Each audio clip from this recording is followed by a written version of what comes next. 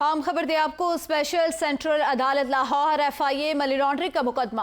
अदालत ने साबिक वजीर आला परवेज इलाही की जमानत मंजूर कर ली। स्पेशल कोर्ट सेंट्रल ने परवेज इलाही की दरख्वास्त जमानत पर फैसला सुना दिया। परवेज इलाही ने दरख्वास्त जमानत बातिल गिरफ्तारी वकील की वसासत से दायर कर रखी थी। अदालत ने 10 लाख रुपए मचलकों के वक्त परवेज इलाही की जमानत मंजूर कर ली। मजीद तफसीलात जानते हैं अपने नुमाइंदे असद शाह से। जी असद, बताएगा इस हवाले से परवेज इलाही की जमानत मंजूर कर ली गई और फौरी रिहा करने का हुक्म भी दिया गया। जी बिल्कुल, मैं करता चलूँ कि स्पेशल सेंट्रल अदालत के जज जो है उन्होंने केस की समाअत की है।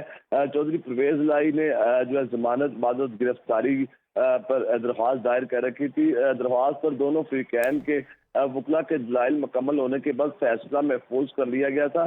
चौधरी परवेज इलाही की दरख्वास्त जमानत और फैसला सुनाते हुए मौजूद अदालत ने उनकी जमानत मंजूर कर ली और 10 लाख रुपए मुचलके जमा करवाने की अदायगी की है। मैं आपको बता दूं कि स्पेशल सेंट्रल FIA के जज बख्त बहजाद ने केस की समाअत की है और अमजद परवेज जो है वकील चौधरी परवेज इलाही के जो अदालत में पेश हुए हैं और उन्होंने अदालत में जो है वो दलाइल मुकम्मल करवाए हैं। उनका दलाइल देते हुए कहना था कि चौधरी परवेज इलाही पे जो है वो सियासी मुकदमा दायर किए जा रहे हैं। चौधरी परवेज इलाही किसी किस्म की मनी लॉन्ड्रिंग में बराह रास्त मुलव्वस ना पाए गए हैं, ना ही ये तमाम FIR जो है वो फ्रंट मैनों की तरफ इशारा कर रही है। चौधरी परवेज इलाही का जो नाम है वो पहले सफ़े में भी मौजूद नहीं है FIA में। तो ये दलाइल मुकम्मल होने के बाद जो फैसला महफूज किया गया था उसको सुनाते हुए चौधरी परवेज इलाही की जमानत जो है वो मंजूर कर ली गई है और उनके वकला को यह हदायत की गई है कि 10-10 लाख रुपए के मुचलके जो वो जमा करवाएं। जी